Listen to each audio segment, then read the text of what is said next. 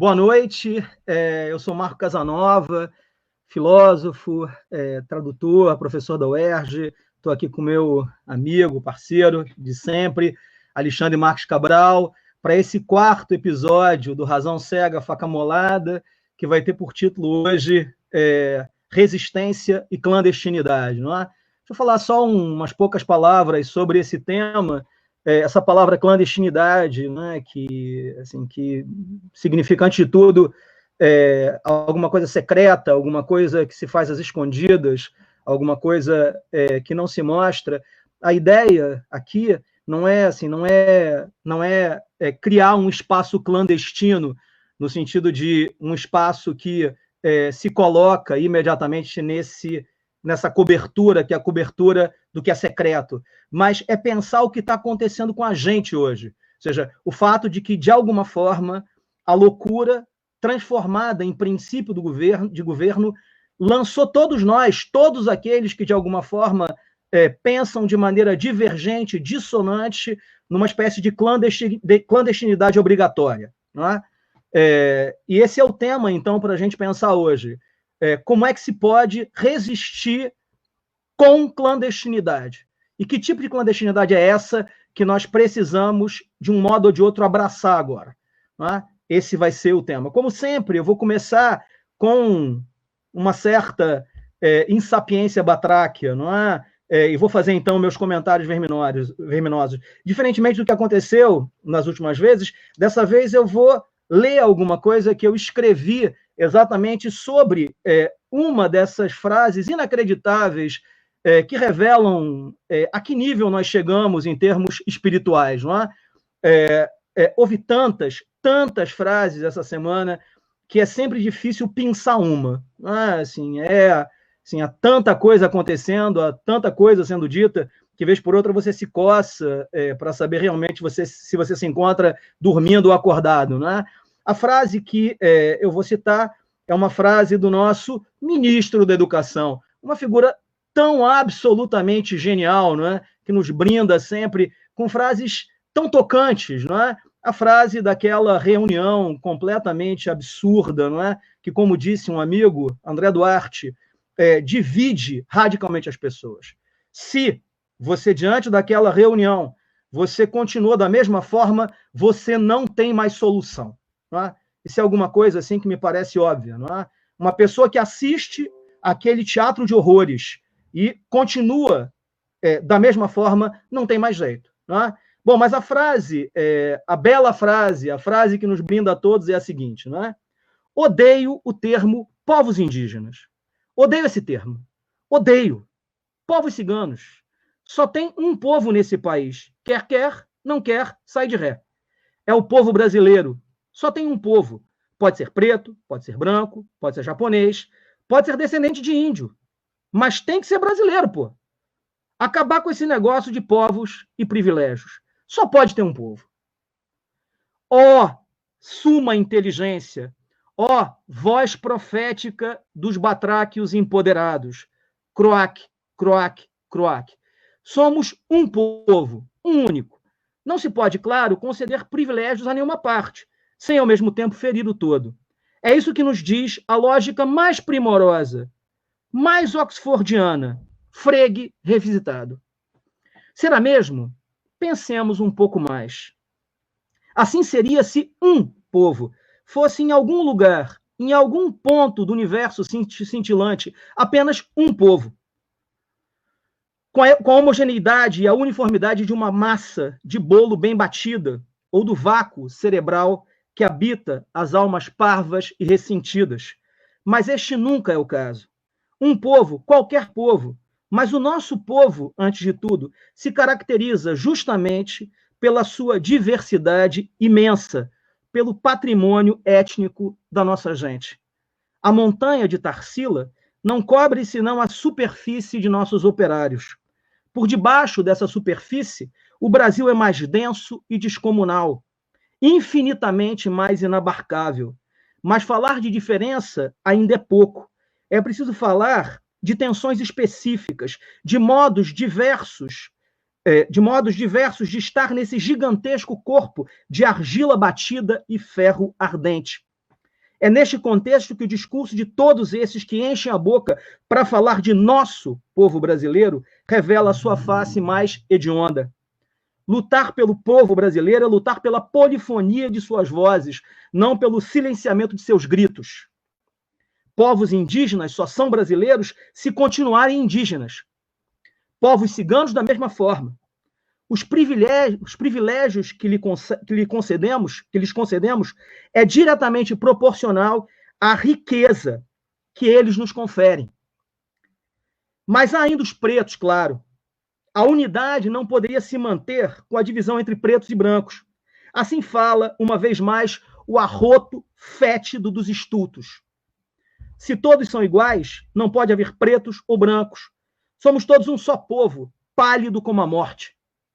Oxalá venha me benzer. Mas aqui mora, uma vez mais, a tolice, a burrice, a ignorância. Ser igual não é apagar todas as marcas de nossa história, mas reter nossa unidade na pluralidade mesma do nosso campo histórico. E é por isso que toda política afirmativa em relação aos negros no Brasil, em relação à tentativa de corrigir nossa ignomínia, nossa indiferença ante o sofrimento, vai ao encontro da superação do que nos desune, nos divide, nos aparta. Para sermos um, precisamos ser muitos, ser diversos, ser. Xandra, isso que eu tinha, na verdade, para comentar dessa frase maravilhosa, não é? Assim, uma frase que nos encanta pela sua lucidez, não é? Alguma coisa que dá tanto pano para manga. Outro dia eu escutei um comediante falar assim, que o Bolsonaro é uma espécie de super-herói da bosta, não é?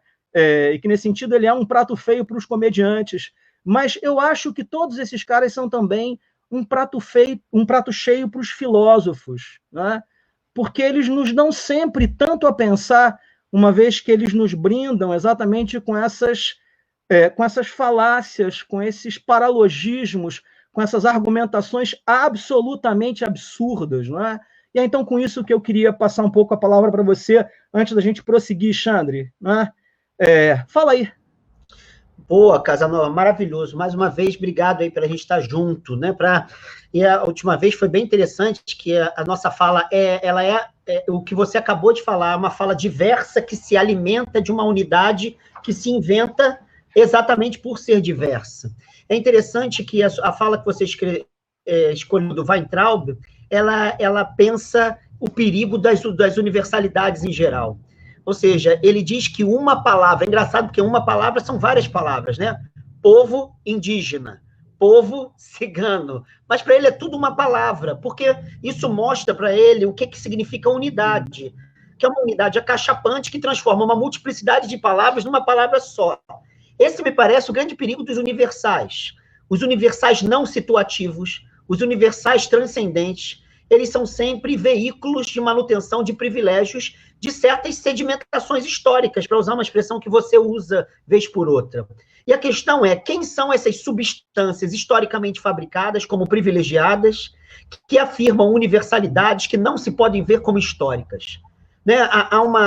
Há um esquete muito interessante, que foi o Marcelo Adnet, que ajudou a fabricar, foi o mentor, sobre o Banco do Brasil, que foi criado pelo Império, né, no Brasil. E é engraçado que ele usa a expressão brancos do Brasil. São brancos do Brasil. São 500 anos em que os bancos funcionam pelos brancos e para os brancos do Brasil. E que uma cultura inteira funciona pelos brancos e para os brancos do Brasil. É engraçado porque ele vê privilégio exatamente nesses que estão questionando uma hegemonia que se apresenta sob o modo de uma figura absoluta. Por exemplo, o que você acabou de citar, o conceito de humanidade, o conceito de povo, né? Que quando, vez por outra, esses conceitos são afirmados, a gente não vê que a fabricação dessa universalidade sempre acentua o privilégio de um fragmento dessa totalidade.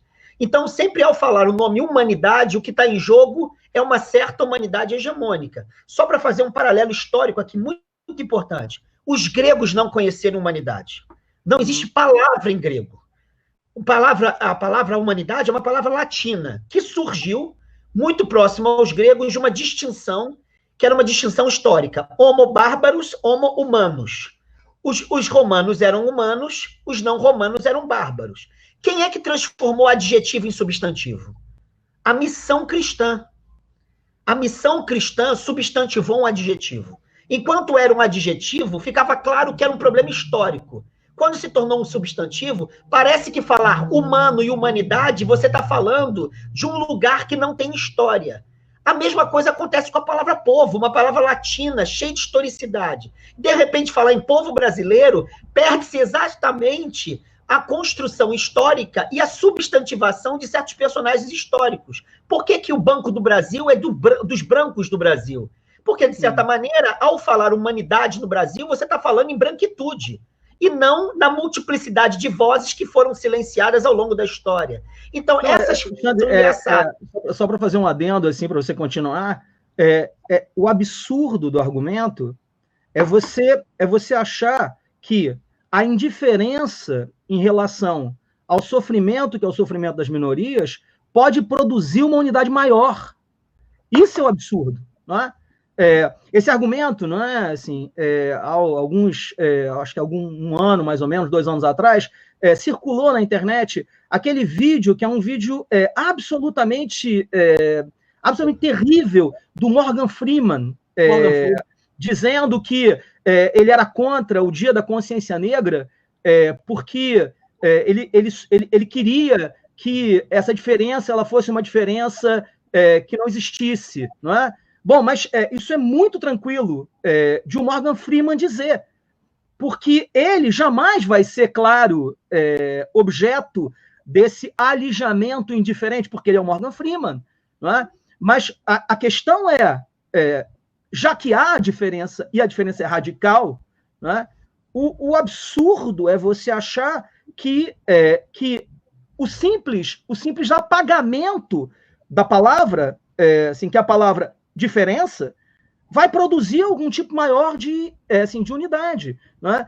Tem uma frase do Derrida, bem na esteira do que você estava dizendo. O Derrida diz: aonde quer que se fale de humanidade, há sempre aqueles que são mais ou menos humanos. Tá? Ou seja, sempre que você tem o universal, e o universal orientando a própria Constituição, que é a Constituição das relações entre os homens em geral, você imediatamente faz com que, dentro do universal, você tenha uma participação completamente diversa dos homens em geral.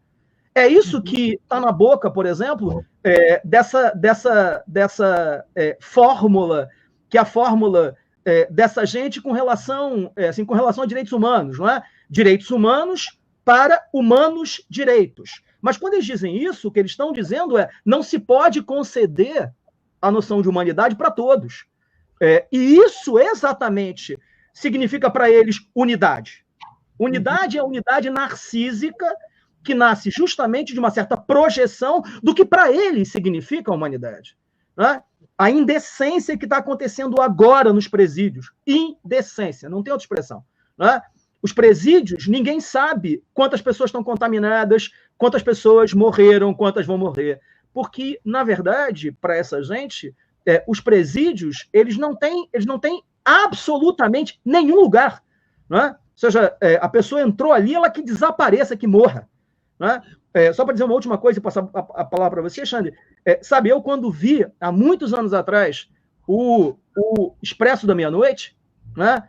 Um filme sobre prisão, né? Sobre prisões turcas, um filme tocante ao último recôncavo da alma, né? Quando eu vi aquele filme, me envergonhei da humanidade. Né? Como é que a gente pode continuar existindo num mundo onde há prisões turcas? Mas as prisões brasileiras, elas são infinitamente piores do que as prisões turcas da década de 70. Então, assim, como é que a gente consegue existir nesse mundo, que é um mundo onde você literalmente joga pessoas as mais diversas nesse inferno que é a prisão brasileira? Né?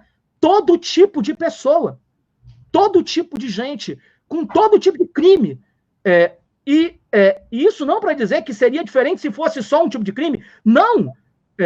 Qualquer crime, qualquer pessoa, ao entrar num presídio, imediatamente, no caso específico dos presídios brasileiros, perde completamente toda e qualquer possibilidade de ser, né? Essa coisa abjeta, assim, inumana, no sentido mais vulgar do termo, né? Assim, literalmente suja, sórdida, vil, né? Fala aí, Xande. Não, eu concordo com o que você está dizendo, porque eu acho que esse é o perigo dos universais. Eles não se verem como estratégias políticas.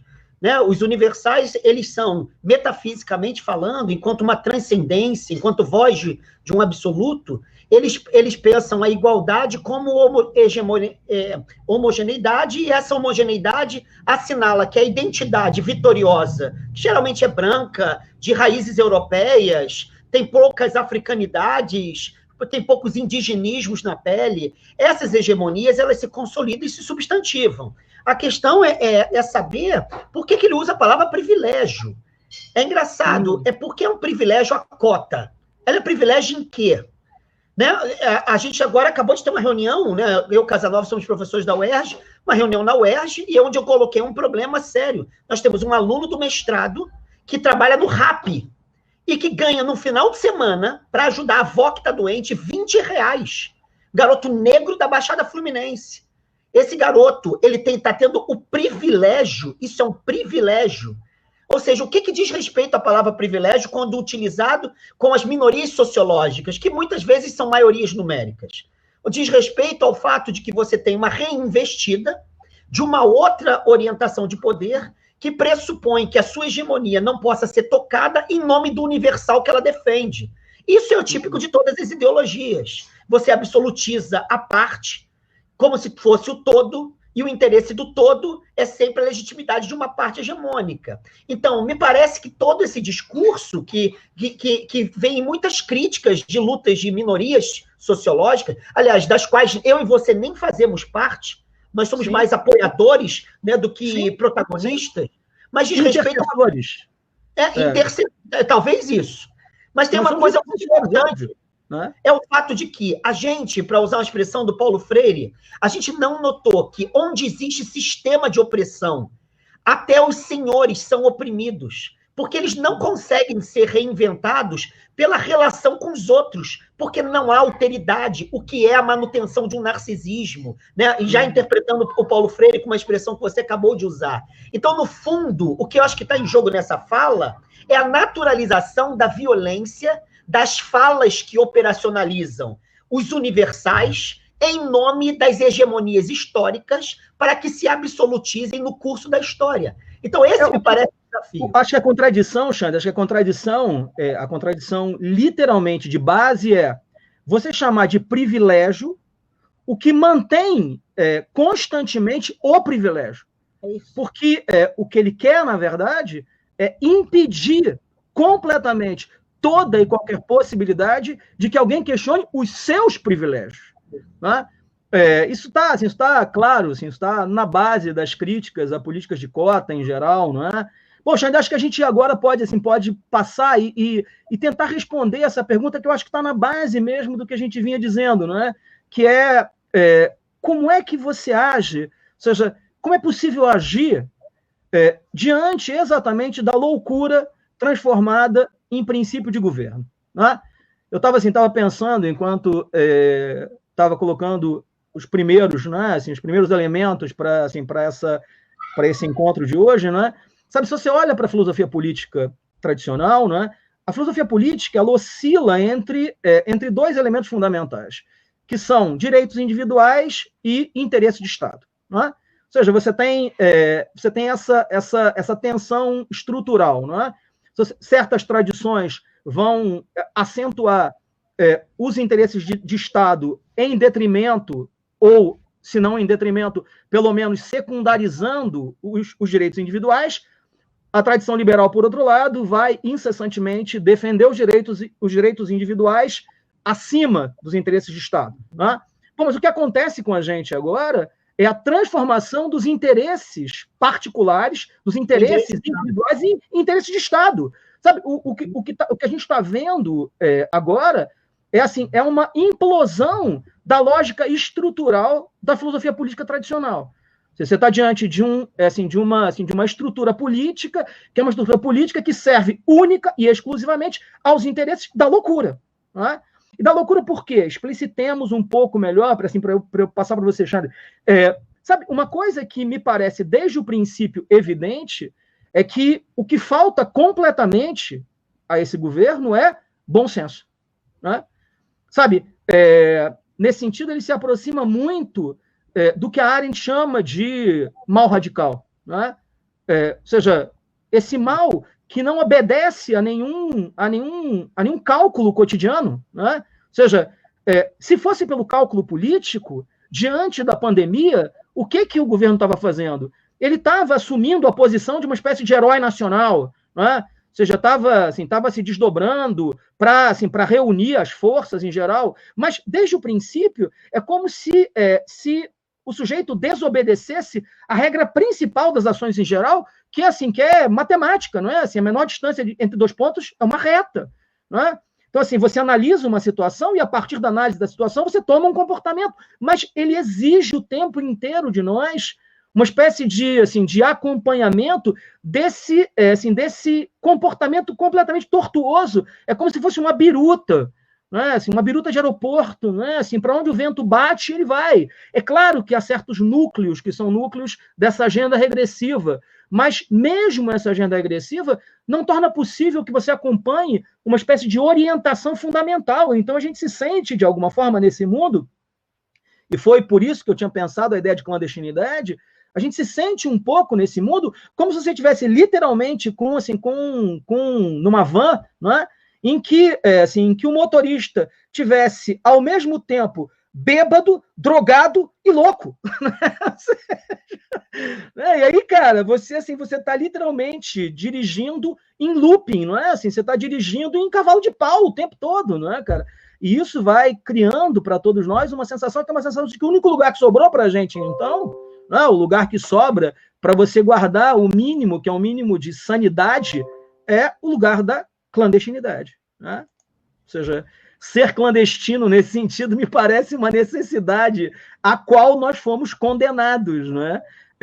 Para eles, nós vamos ser sempre clandestinos, de um modo ou de outro. Não é? Ou seja, é muito engraçado assim, porque o guru inominável desses caras, né, é um sujeito que, no primeiro ano do Lula, ele dizia que nós já estávamos vivendo uma ditadura stalinista. Né? Depois de um ano e meio, eu já me sinto imediatamente no estado de exceção, sabe? Já me sinto imediatamente no lugar de clandestino. Minha voz está imediatamente marcada pela clandestinidade. E isso porque tudo que eu falo, qualquer coisa que eu possa falar, é imediatamente motivo para que alguém coloque em risco não apenas a minha fala, mas a minha vida, literalmente. Uhum. Eu estava escutando, vou terminar, desculpa, deixa eu me terminar um pouco mais. Eu estava escutando o Fábio Rabin, não é? Assim, que é um comediante, que tem tido fala umas coisas engraçadas sobre o Bolsonaro, mas o cara tá com uma mulher com câncer e recebe uma ameaça, sabe? Uma pessoa manda uma ameaça de morte para a mulher do cara, sabe? Esse lugar que é o nosso agora, queiramos ou não, me parece inexoravelmente o lugar da clandestinidade. Nesse sentido, somos todos clandestinos. Todos aqueles que conseguem, de alguma forma, parar e dizer, calma, o que está acontecendo? Né? Sabe, não tem mais nenhuma relação com um projeto, que é um projeto revolucionário, de rebeldia, ou qualquer coisa do gênero. Não, qualquer pessoa que tenha 2 segundos para parar e dizer, o que está acontecendo com a gente?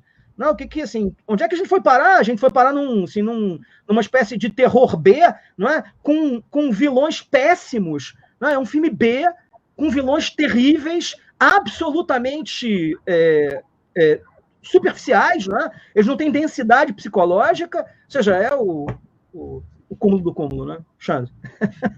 Eu acho que o conceito que você tocou, que é maravilhoso, é o do mal radical na Hannah Arendt.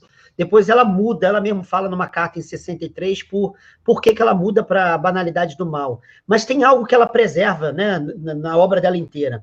É que o mal radical, usando a expressão do Kant, segundo ela, é que nós chegamos no tempo em meio ao sistema totalitário, cujos elementos centrais sobrevivem à queda dos regimes totalitários, que para ela são Stalin e Hitler, basicamente. Ela diz que são os dois somente, nazismo e stalinismo. Ela diz que é transformar toda e qualquer vida em superfluidade, ou seja, o caráter supérfluo da vida, inclusive dos líderes totalitários. E ela coloca critérios da normalidade totalitária que sobrevive a isso. O primeiro, que eu acho que é muito bom para a gente pensar que loucura é essa e por que a clandestinidade ela é um espaço de resistência. Primeira coisa, ela diz que a lógica funcional e pragmática do nosso tempo, que nunca tem metas definitivas, porque tudo se transforma constantemente em meio. Então, a lógica do uso, do abuso, do descarte, da humanidade como um todo, inclusive daqueles que falam em nome da própria lógica. Né? Segunda questão, a massificação e o impedimento do pensamento como uma relação consigo que permite se reinserir no mundo de uma maneira não subsumível, não anulável, não submetida a medidas dessa normatividade. Então, a gente podia pegar, tem mais coisas, mas há um dado. O fato de que isso é a nossa norma nos faz pensar a loucura que vivemos. É uma loucura da normalidade. Sim. A normatização dessa norma é que é a nossa loucura. A lógica da fragmentação radical do espaço de relação pública e a inviabilidade de uma relação consigo, de enriquecimento pelo pensamento, tudo isso faz parte da nossa normalidade. Ou seja, a gente não vive o espaço da pluralidade, como ela fala, a gente, no fundo, vive o espaço da fragmentação. A gente não vive a relação consigo como um espaço de enriquecimento, mas a gente vive uma relação de opacidade, de pobreza de si. Então, se a gente pensar que isso é uma lógica hegemônica e que esses personagens da nossa cultura estão dando voz a essa lógica de uma maneira muito brasileira, o que significa resistir? Porque, de uma maneira geral, resistir não é se opor. Porque pode haver resistência na oposição, mas a oposição pode ser ressentimento e reabilitação da lógica hegemônica. Mas, como disse o Deleuze muito bem, né, resistir é criar. É criar modos de ser que sejam qualitativamente distintos. Me parece que esse é o lugar da clandestinidade. É o cultivo de modos de ser que, invisíveis num certo espaço, eles funcionam como rato de porão, sabe? Que estão sempre sendo perigo, porque eles corroem. Rato de porão, ele está ali, presente, considerado ausente, mas sendo um perigo para a tripulação. Me parece que esse é o lugar da clandestinidade. É uma invisibilidade que é vigente para produzir corrosão interna. Essa corrosão não é uma simples negação, é uma criação interna de outras possibilidades de ser não normais. Você da última vez falou do riso, né? Tem uma história muito interessante do Barão de Tararé, né? Figura maravilhosa, não é? Assim, desses ícones nacionais, não é? Mas ele foi um grande inimigo do Getúlio, não é? Então parece que quando a polícia política do Getúlio foi prender o Barão de Tararé, ele vai até a varanda e grita: "Viva a Revolução!" E aí, então, quando os caras aparecem, ele diz: "Porra, Revolução de 30, calma, Revolução de 30, né?" Eu acho que, no final das contas, sabe, terrorismo é um negócio merda, né? Sabe, terrorismo é um negócio assim, é um negócio meio sórdido, né? Sabe, a aleatoriedade do terrorismo, né? Ou seja, o quanto o terrorismo ele é uma violência absolutamente dispersa na multiplicidade, né? Então, assim, qualquer um imediatamente vive sob o domínio do terror, né? E a pressuposição, no fundo, do terrorismo é que todos têm alguma coisa a ver com alguma coisa, né? Ou seja, todo mundo tem alguma coisa a ver com o que está acontecendo, né? Por isso eu acho que mais legal do que o terrorismo é o terrirismo, né, cara? Ao invés de terror, terrir, né? Tem uma frase do Mário Quintana, um poeminha do Mário Quintana, chamado Poeminho do Contra. Maravilhoso poeminho do Contra, no qual ele diz assim, né? "Todos estes que estão aí, atravancando meu caminho, eles passarão, eu passarinho", sabe? O que a gente tem que fazer de alguma forma, né? Ou seja, o que a gente pode abrir nesse tempo, né? Eu acho que cada vez mais existir de maneira enviesada, sabe? Eu terminei agora de escrever A Persistência da Burrice, e o que eu tento fazer na Persistência da Burrice é entrar na lógica, que é a lógica da estupidez, não é? E tentar desmontar ela por dentro, levando ela a sério, as últimas consequências, não é? Sabe, se por um lado tudo que você diz para esses caras é imediatamente respondido com um ataque que é um ataque moral, não é? Então, quando eles se veem acuados, é o tempo inteiro, como é que eu posso discutir com um filósofo? Não é? Como é que eu posso discutir com um filósofo? Como é que eu posso discutir com um comunista? Não é? Sabe? Mas tem uma coisa que é fato, é que eles não têm a verdade. E nesse sentido, esses ataques são pueris, sabe?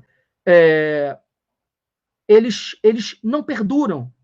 E não perduram porque isso é uma voz estúpida, né? E é preciso, nesse sentido, entrar na estupidez. Quando você estava falando sobre resistência, né?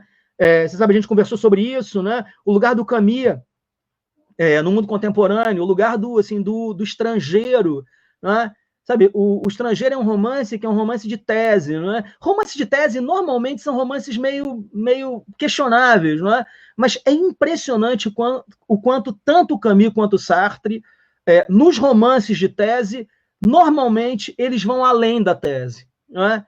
Isso acontece com Sartre, isso acontece com Sartre no Entre Quatro Paredes, acontece com Camus no Estrangeiro e na Peste, não é? Mas a ideia do estrangeiro exatamente por quanto a nossa tradição entrou em crise, nós nos encontramos estrangeiros nesse mundo, não é?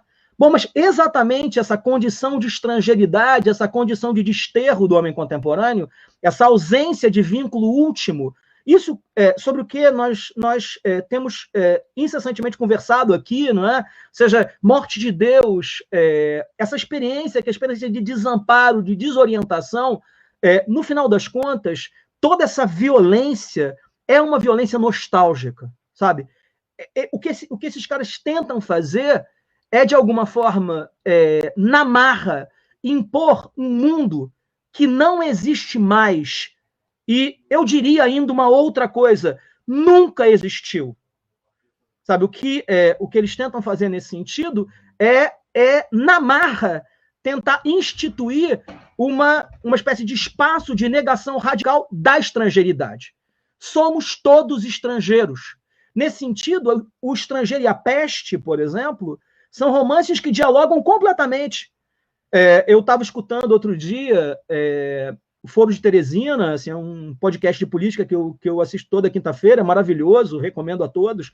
E eles estavam falando sobre indicações de leitura na pandemia, e alguém, então, indicou a Peste, não é? Mas essa indicação induz em erro, porque o que está em questão para o Camus não é de jeito algum a peste bubônica, não é a peste negra. O que está em questão para ele é a peste do fascismo, é a peste nazi-fascista. Ele está escrevendo sobre a ocupação alemã na França na Segunda Guerra. É sobre isso que ele está. E sobre o risco incessante no século XX de que a peste retorne. A peste termina, a última frase da peste por enquanto ela se foi, mas nós precisamos estar sempre alertas, porque ela sempre pode retornar. Sabe, o fascismo, diante da inexorabilidade da morte de Deus, diante da inexorabilidade da condição contemporânea, o fascismo é um risco que não tem como ser extirpado. A gente vai passar por esse. A gente vai passar por essa figura do fascismo, por esse momento do fascismo, mas ele vai retornar. Sempre que a gente, de alguma forma, estiver desatento, sabe? Tudo isso nos pegou de calças curtas, como se diria antigamente, né? Tudo isso nos pegou de surpresa. Ninguém imaginava. Se alguém me dissesse, por exemplo, que Jair Bolsonaro seria presidente do Brasil em 2018, em 2019, se me dissesse isso em 2012, cara, eu sei lá, eu ria, internava o sujeito, não é? Fazia qualquer coisa. Sabe, essa distopia, ela nasce exatamente da nossa desatenção, do nosso cochilo. A gente, de alguma forma, demorou muito para perceber o que estava acontecendo. Eu lembro, passar a palavra para você, Xande, eu lembro de estar dando uma palestra na PUC de São Paulo, no final de 2018, Cara, eu tinha escutado um comentário falando sobre a possibilidade do Bolsonaro ganhar no primeiro turno, e a minha vontade foi a vontade de parar no meio-fio e chorar, sabe? Porque lá eu já tinha visto que o projeto estrutural do que está acontecendo agora é uma destruição do espírito brasileiro. É isso que está acontecendo. Uma destruição da espiritualidade brasileira, o que não tem nenhuma relação com religiosidade brasileira. Espírito. Espírito é alguma coisa que a gente conquista através da criação, por exemplo, através dos nossos ritmos existenciais, através do nosso modo de ser com. É isso que caracteriza o espírito propriamente dito da gente. Não é? E isso é o que está sendo destruído, dizimado, sob o peso de uma tentativa de suprimir na marra a estrangeiridade, o estrangeiro, o lugar de estrangeiridade que é o nosso. Né? Nesse sentido, uma vez mais, é a peste que bate na porta da gente. Essa peste que a gente precisa combater. E resistir significa, nesse sentido, pensar modos de combater isso. Né? Para sintetizar o que parece o caso, pensar é resistir. Né?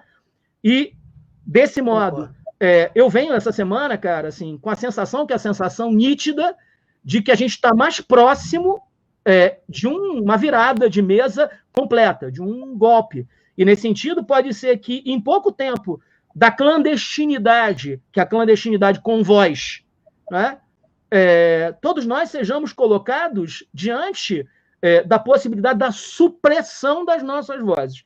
Mas o que eu acho que, assim, que cada um de nós precisa fazer é, enquanto houver possibilidade de pensar é resistir. Né? Alto lá, calma aí. Não, assim não dá. Né? É chegar e dizer, interromper, calma. Né? Concordo com você. Eu vou usar o Camus em relação a uma outra obra da década de 50 que recoloca o problema da estrangeiridade e, sobretudo, do absurdo que está em jogo, né, na que você falou, que é no mito de Sísifo e, sobretudo, no estrangeiro, que é o problema da revolta como lugar da resistência. Ele diferencia, no início da obra, a revolta de revolução, porque a revolução, segundo ele, sempre se dá a partir de algum ideário universal e que legitima o assassinato das diferenças do universal. Ou seja, Stalin e Hitler, dois parecem antípodas, se a gente falar em direita e esquerda, eles se unificam mediante a ideia de que, em nome da justiça ou da humanidade perfeita, eles assassinam em massa. Então, ele mostra que o seguinte, que a revolução ela sempre se dá em nome do universal, enquanto a revolta ela sempre afirma a pluralidade, negando as condições de injustiça que produzem sofrimentos particulares. Então, tem alguma coisa na ordem da resistência que tem a ver com a revolta, porque aí a revolta ela quer criar por meio da negação. Ela não só quer negar em nome da ideia, ela quer criar em nome da negação, a partir da negação. Então, significa que o exemplo que ele usa é a pessoa que fica sendo humilhada no trabalho pelo seu chefe continuamente, um dia, ou esse chefe cita talvez uma coisa irrelevante que toca naquele lugar que a tradição chamou de dignidade. E a pessoa diz, é preferível ficar sem emprego, é preferível morrer de fome a negociar esse elemento que tocou em mim. E esse elemento não aparece só como seu, mas aparece como um elemento presente em qualquer ser humano. Então, é uma universalidade da singularidade. E ali acontece a revolta, porque a partir desse não se empreendem sims criadores. Vamos utilizar isso, porque esse é o lugar da produção de sentido em meio à estrangeiridade da condição contemporânea, né? Que ele vai mostrar que a revolta ela produz um sentido para a coletividade e não necessariamente o que estava no mito de Sísifo, que é afirmar o sentido do indivíduo mediante a superação do perigo do suicídio, né? Vamos pensar isso. O que significa resistir no caso da revolta? O que é produzir um sentido que universalize a singularidade e não rebaixe a singularidade em nome do universal? Como que isso se dá hoje na clandestinidade? Me parece que existem figuras que podem se tornar tipologias da resistência na nossa cultura, portanto brasileiríssimas, que podem permitir a gente pensar a luta pela universalidade do direito de ser da multiplicidade. Vou pegar algumas aqui e a gente pode continuar a se aprofundar. Primeira tipologia, o que é o cangaceiro no Brasil? Cangaço. O que é o cangaço? O que é esse que afirma-se numa aparente esterilidade, um vigor e uma profunda criatividade em meio ao que parece desértico, contudo não é desértico. O que é a figura do samba, do sambista? Que Xande, foi... Xande, desculpa, só para voltar ao cangaceiro, antes de você prosseguir para o samba, cara, me veio imediatamente à cabeça uma cena do Homem que Virou Suco. Tá? É um filme antigo, não é? Assim, com Zé Dumont, assim, um filme maravilhoso, mas tem uma cena do Homem que Virou Suco, que é uma cena emblemática, assim, né?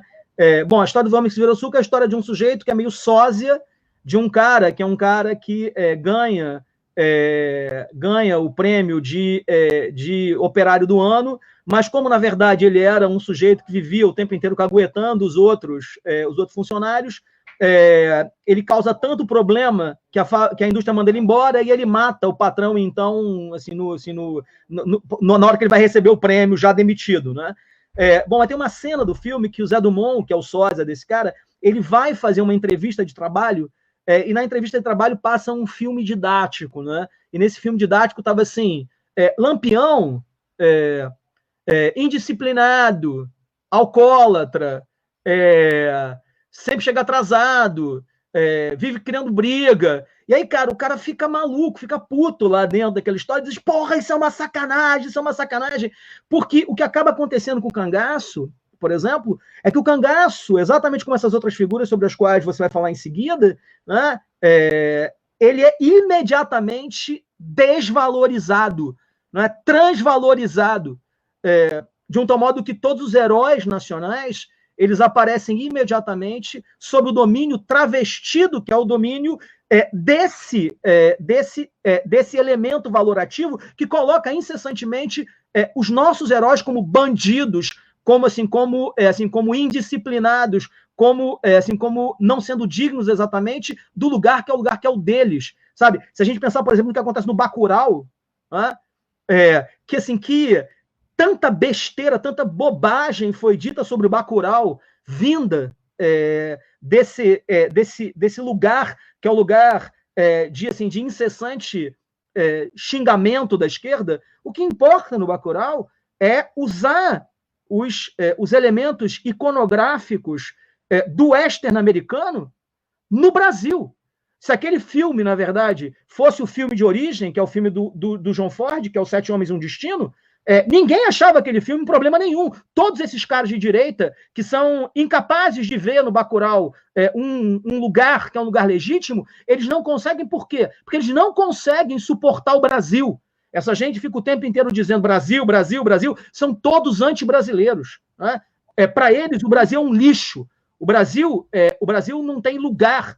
O Brasil como diz o americano, esse shitlord mesmo, né, cara? Esse buraco de merda. É isso que é o Brasil para esses caras. O que eles chamam de Brasil é uma figura servil da nossa incapacidade de suportar quem nós somos. Né, Xande? Não, concordo. Não, dá muito bom, porque é uma figura nordestina de autoafirmação, resistência, que se conjugou rapidamente com o padre Cícero. Sim. Que jamais foi santificado por causa da pegada emancipatória da lida dele com o catolicismo popular, que não se preocupou, por exemplo, com certos regulamentos morais oficiais, que é uma outra tipologia de um sagrado cristão insubmisso à normatividade de um clero. Mas a gente poderia colocar mais. O sambista, que era preso no início da história do samba. As sambistas, que algumas chegaram a ser não só presas, como violentadas sexualmente. De repente, essas pessoas cantam a escravidão, assim como cantam a tristeza, e dentro da realidade da favela, no início da história do samba, essas pessoas continuam a rir. Ou seja, que tipo que tipologia é essa que a pessoa, a despeito de uma neo-escravidão, canta a escravidão, contudo está dançando? Depois disso, a figura carioca do malandro, que eu caracterizei lá no meu livro sobre a malandragem de Umbanda, né? A figura carioca do malandro.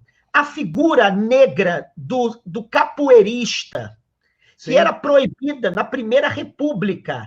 Eram presos os capoeiristas, as maltas dos capoeiristas. Depois disso, o que seriam as figuras da Umbanda no Brasil? Todos personagens historicamente submetidos, portanto, silenciados, que se tornam protagonistas de uma mensagem libertária como ancestrais que nos libertam exatamente nós, que somos continuadores do mesmo processo de escravidão, no caso dos pretos velhos, da perseguição dos malandros, no caso dos malandros de Umbanda e assim por diante. Mas a última que eu queria citar como um acréscimo, um adjetivo nosso extremamente negativo, que as pombagiras de Umbanda se apropriaram, e as músicas aparecem, mas os gestos aparecem. A piranha, essa figura que aparece como um adjetivo, porque ela consegue ter prazer em várias relações sexuais, sem se fixar em nenhuma, colocando em jogo um certo código sexual hegemônico. Essa piranha que hoje se afirma, por exemplo, nos movimentos feministas, onde mulheres chegam e falam assim, eu sou piranha, eu quero piranhar. Entende? E reaparece na figura das pombagiras. Ou seja, o que está em jogo com isso tudo? São todas figuras marginais, contudo, é uma margem que está dentro. E, ao mesmo tempo, elas são silenciadas, contudo, ainda falam.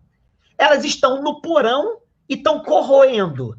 E o discurso oficial é sempre um discurso, ou bem de defendê-las academicamente, ou de silenciá-las, ou transformá-las em heróis e em heroínas, segundo modelos de uma moral vigente. Então, me parece que reativar essas tipologias nacionais, que eu acabei de citar só algumas, tem muitas outras, talvez nos façam ver que, assim como Nietzsche escolheu o personagem do zoroastrismo, que é Zaratustra, que foi o primeiro, segundo ele, a introduzir a dicotomia bem e mal no mundo. É claro que não foi, mas ele diz lá no Et Homo. Está na hora da gente fazer filosofia pensando no cangaceiro, pensando em Padre Cícero, pensando na piranha, pensando no sambista, sabe? Pensar tipologicamente o poder de insurreição que já está em nós e que a gente, de acordo com certas branquitudes e interesses, tem outras figuras negras que a gente poderia colocar aqui, a gente continua falando, mas a gente não ativa. E a gente tem sempre um modelo exportado de um heroísmo que não nasceu de nós. É uma coisa muito engraçada, assim, cara, que, sabe, quando a gente começou assim, a discutir lugar de fala, por exemplo, pensamento decolonial, essas coisas, né? Sabe, eu imediatamente pensei no Oswald de Andrade, não é? E no Manifesto Antropológico.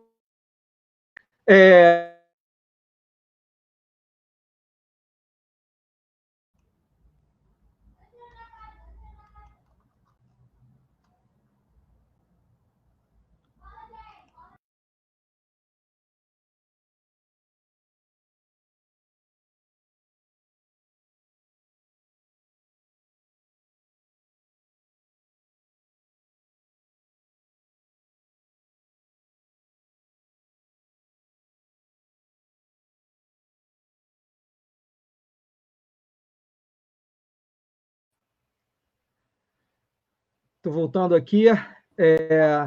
Oi, Xandre, deu uma caída rápida na internet, não tem problema. Mas, enquanto eu estava falando, eu pensei, sabe, quando começou a surgir exatamente as discussões sobre pensamento decolonial, assim, sobre lugar de fala, me veio imediatamente à cabeça o lugar do Oswald de Andrade, né? Se a gente comparar o que está acontecendo agora no Brasil, né, o que se dá literalmente é pensamento submisso, sabe? O que essa gente, na verdade, faz não é outra coisa senão submissão, servilismo, da forma mais baixa possível. O que o Oswald estava tentando fazer, de alguma forma, o que a estética da fome do cinema novo tentou levar a cabo, foi exatamente uma tentativa, que é uma tentativa de escapar do servilismo, de escapar exatamente dessa submissão do brasileiro. Manda aí que a gente digere e transforma, sabe? O que eles querem, na verdade, por isso que eu estava dizendo que me parece que o projeto em curso, e que tem muito a ver, tem muito em comum com a essência, de alguma forma, disso que se tenta impor para nós como sendo o Brasil, é exatamente uma assim, de imposição dessa subserviência espiritual. Tudo nesses caras, tudo, vem de servilismo, vem de escravidão. São escravos, todos, sem exceção. Porque não conseguem fazer exatamente isso. Não conseguem entender o que nos torna quem nós somos. Exatamente a nossa capacidade de acolher e transformar. Né? Enquanto você estava falando do samba, cara, me veio à cabeça aqui a música, que é a música do João Gilberto, né, cara, chamada Pra Que Discutir com Madame? Né? Assim, uma música antiga, muito legal, que diz assim: Madame diz que a raça não melhora, que a vida piora por causa do samba. Madame diz que o samba tem pecado, que o samba, coitado, devia acabar. Madame diz que o samba tem cachaça, mistura de raça, mistura de cor. Madame diz que o samba democrata é música barata sem nenhum valor. É isso aqui que o João Gilberto canta na década de 60, isso é a cara do Brasil de hoje, sabe? É a cara. O que se quer, na verdade, é esse achatamento completo do que caracteriza propriamente a existência brasileira. E é por isso, por exemplo, que quando Aldir Blanc morre, o sujeito vai comemorar, vai comentar a morte de um MC reaça, de um desses MCs quaisquer aí, que não tem lugar nenhum, né? Essa cópia completamente degradada de alguma coisa desenraizada, sabe? É por isso que quando o Rubem Fonseca morre, o sujeito vai no mesmo dia falar de alguma outra coisa, né? Encontrar um comediante ridículo. O que está acontecendo, as últimas consequências, é uma dificuldade de suportar exatamente isso que nos torna diferente. Essas figuras são muito interessantes. Só para dizer uma última coisa, né?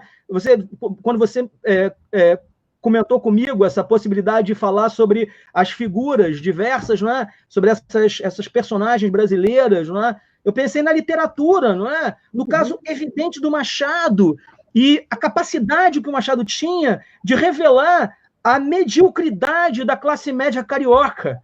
Não é? Ou seja, o que caracteriza o mundo do Machado é a genialidade com a qual ele expõe de maneira crua, direta, exatamente o caráter, que é o caráter completamente abominável da classe média carioca.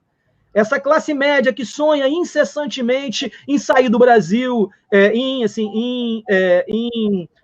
poder viver fora, ou seja, que olha o tempo inteiro para o Brasil de costas. Pensei no Guimarães Rosa e, ao mesmo tempo, nesse sertão travestido, não é? Literalmente, o sertão traveco do Guimarães, não é? Que é o sertão que vira o lugar de reconciliação última entre o popular e o erudito, não é? Sabe, esse lugar que é o lugar do encontro, que é o encontro do cangaço com as nossas raízes mais eruditas, o graciliano, não é? Nas vidas secas, que são sempre muito mais do que secas, não é? Aquela linguagem que é a linguagem completamente monossilábica, sem orações subordinadas, sabe? Uma linguagem que é uma linguagem completamente direta e incisiva, não é? Que é a linguagem da pedra, a Macabeia da Clarice, não é, cara? Esse personagem sem lugar, não é? Esse personagem sem mundo, que de alguma forma é tão característico do mundo que é o mundo brasileiro, não é? Uhum. E ao mesmo tempo, a aberração do Bernardo Carvalho, a favela da Patrícia Mello, né? O inferno da Patrícia Mello, sabe? A literatura brasileira, a arte brasileira, ela torna possível para a gente um encontro imediato com o Brasil, né? Nesse sentido, o grande problema dessa gente é que eles nunca foram ao Brasil. Nunca foram ao Brasil. Jamais estiveram aqui. Jamais. E isso fala muito sobre a falência do nosso ensino, no sentido mais amplo do termo.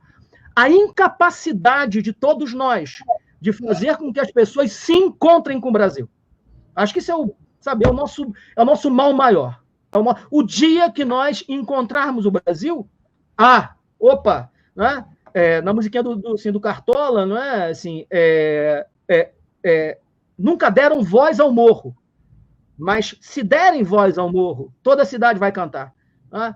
Sabe? É preciso deixar o morro descer.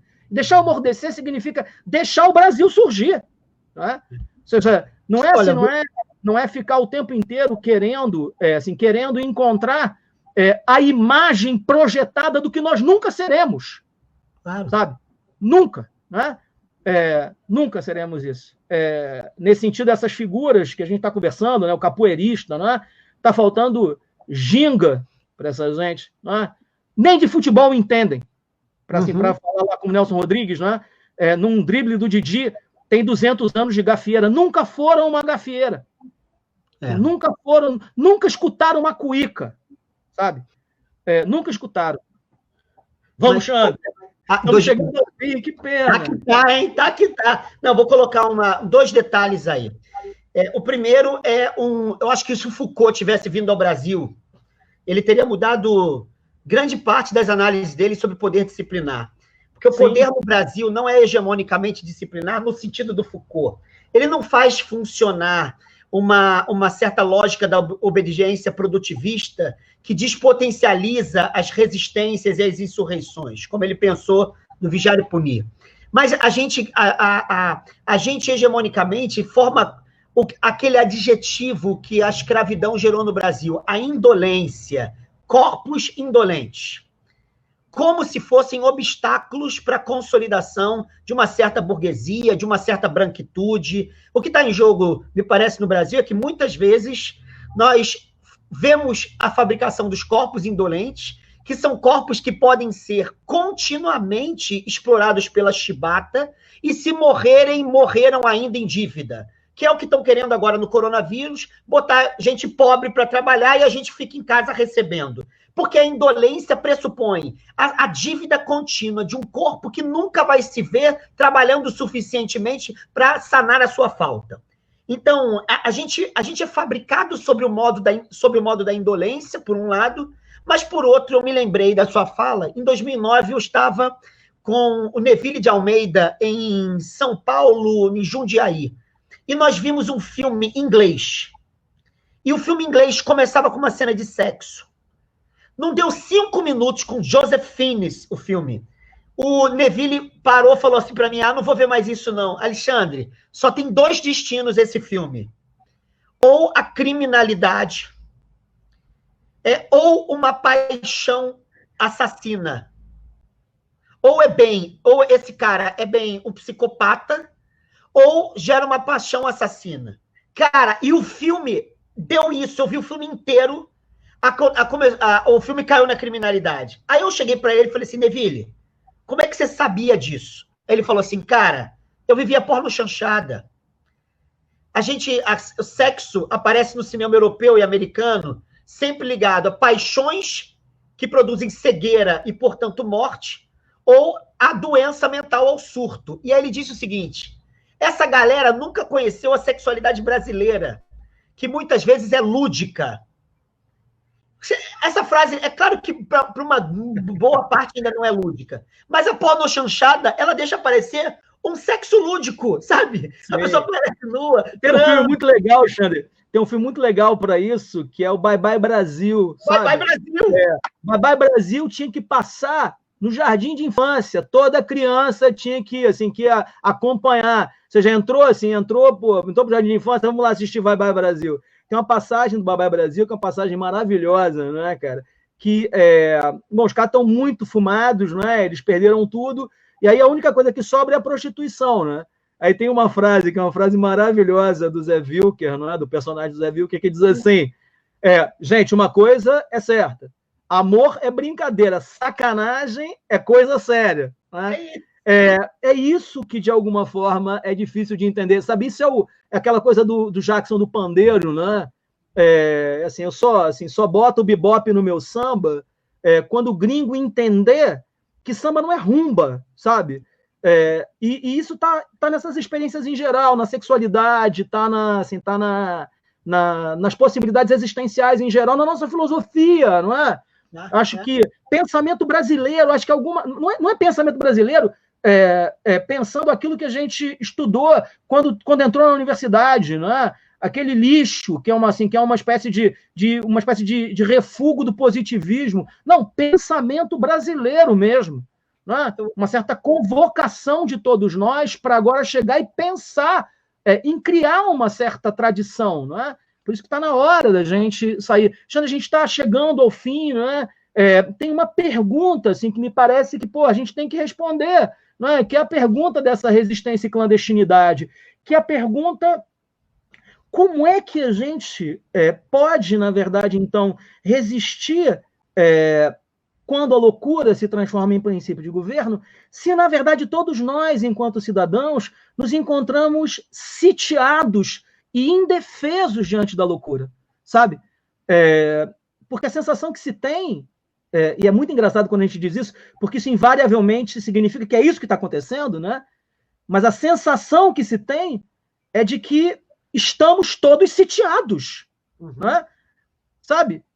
Estamos todos sem exceção, indefesos diante desse Leviatã, não é, cara? Que está agora, não é, assumindo de alguma forma em si a possibilidade de pegar todos esses cordéis, não é, e mexer, não é? Sabe? É uma coisa louca, não é? Como é que a gente pode resistir à loucura, não é? Acho que era esse o tom do que a gente estava desde o princípio conversando, né, cara? O que você acha, Xande? O que pode fazer? Eu acho que sentado, como disse o Nelson Rodrigues, sentado meio fio e chorar, não é, cara? Assim, né? Não, mas eu acho que não é por aí, não. A gente está aqui discutindo isso, já é alguma coisa. Mas tem isso que eu acabei de dizer, da sexualidade brasileira, a possibilidade do lúdico. E o lúdico sempre é sério. O lúdico é rigoroso. Crianças aprendem brincando. Quanto mais a gente cresce, brincadeira e conhecimento se afastam. A gente pode, como disse muito bem o Chico Alencar, em 2008, numa entrevista, os revolucionários de antigamente acreditavam que só podiam rir quando acabassem as classes. A gente tem que lutar brincando. Eu acho que essa é uma vocação nossa brasileira. Brincar, sim, celebrar enquanto se luta. Ou para a figura que me parece uma tipologia muito importante no Brasil, que não veio do Brasil, mas é importante, ser palhaço. Ser palhaço. Né? Palhaço nos faz rir de coisas que a gente geralmente choraria. Porque palhaços transfiguram o nosso choro em graça, em humor, em gargalhada. Ele deixou de nos fazer ver a dor do momento? Nunca. Palhaço bate a cabeça na parede e a gente ri. Cai, é traído, se torna corno. Todos esses princípios morais da monogamia compulsória, e a gente ri. Por que não ser palhaço na luta e palhaça? Por que não gozar enquanto se luta? Por que não trepar no sentido da pornochanchada enquanto se celebra a luta? Por que não um sagrado que ri? Por que não deuses em festas? Ou seja, por que não Exu conosco? Por que Jesus não amigo de Exu? Por que não essas figuras que se tornaram antagônicas, de mãos dadas, nos fazendo rir? Né? Exu, diz um mito africano, que ele faz as pessoas elas entrarem em guerra quando elas não riem de que elas têm posições diferentes, porque veem as coisas de modos diferentes. Porque Exu, para que a gente conviva com ele, a gente tem que rir com as diferenças e não brigar por elas. Por que não um cristianismo com Exu? Por isso é bem brasileiro. A gente tem que voltar a ser palhaço, a rir que nem você está rindo agora, porque é o meu palhaço predileto. É assim que eu termino. Na verdade, é o Heidegger, o Heidegger traveco, né? Que assim, que é o Heidegger trans, assim, é o Heidegger traveco, né? Assim, que é um pouco o que eu acho que eu faço, né? Que assim, um Heidegger completamente diferente, né? Sabe, acho que a gente está, Alexandre, acho que a gente acabou de lançar aqui um manifesto, né, cara? Que é o manifesto terrirista, né, cara? Que é isso, se eles vierem me buscar, né, cara, eles podem vir, Mas, porra, eu vou me resguardar o direito da última piada, né? Acho que é esse o... Fazer que nem o Barão de Tararé, né, cara? Viva a revolução, né, cara? Ou seja, eles vão me receber, assim, vão me receber de bermuda, gritando Viva a revolução, né, cara? Mais ou menos assim, né? Acho que o que falta um pouco é isso mesmo, né? Assim, acolher a clandestinidade sem ressentimento, não é? Não é assim, não é aquela clandestinidade funcionalizada a partir exatamente de uma espécie de projeto transcendente, né? Mas é uma clandestinidade assumida, uma clandestinidade plena, ou seja, uma clandestinidade que possa radicalmente fazer de si o seu lugar, não é? E, nesse sentido, é por meio exatamente dessas figuras, não é? Ou seja, por meio do Brasil, não é? Acho que é isso que está faltando a gente, não é? Acho que a gente pode mandar uma carta ao Bolsonaro, não é? Convidando ele para conhecer o Brasil, né? Eu acho que ele melhorava se ele fizesse isso, né? Assim, melhorava muito. Cara, só para terminar, assim, enquanto você estava falando, me veio lá à cabeça o filme do Roberto Benigni, não é? O A Vida é Bela, não é? Que é isso, né, cara? É no meio de um campo de concentração, um sujeito tentar, de alguma forma, criar um espaço que é um espaço de lucidez, não é? Acho que a gente está precisando disso, né, cara? A gente está precisando dos irmãos Marx, né, cara? A gente precisa assistir os irmãos Marx todo dia, o Brancaleone todo dia, ler o Macunaíma, dia sim, dia não, né? Para tentar, de alguma forma, encontrar alguma sanidade, né? Assim, que não pode ser dentro dessa loucura, mas que tem que ser perfurando essa loucura, né? Que é isso que, de alguma forma, eu acho que a gente tem que fazer. Gente, então, para terminar, só comentar com vocês algumas coisas. Vocês gostaram? Pô, dá um pulo lá no YouTube, se inscreve no canal. É apenas porque, para que a gente continue no YouTube, precisa ter essa inscrição no canal. Depois, queria comentar com vocês o tema da próxima semana. Semana que vem a gente vai ter o tema Emergências do Fascismo, jogando exatamente com essa dualidade da palavra emergência, não é? Por um lado, vir à tona, por outro lado, urgência, não é? Então, emergências do fascismo. Eu e o Alexandre, a gente publica muito pela Via Verita, todas as pessoas que estão assistindo a gente, a Via Verita que está dando um suporte para a gente aqui, vai criar um cupom de desconto de 20% para os livros meus e do Alexandre da Via Verita. Então, assim, é só entrar no site e procurar o cupom Faca Molada 2020. E, gente, muito obrigado por vocês terem estado aqui. Foi um dia maravilhoso, uma noite maravilhosa. É sempre bom estar com o Alexandre, é sempre bom estar com vocês. Xandre, é isso, né?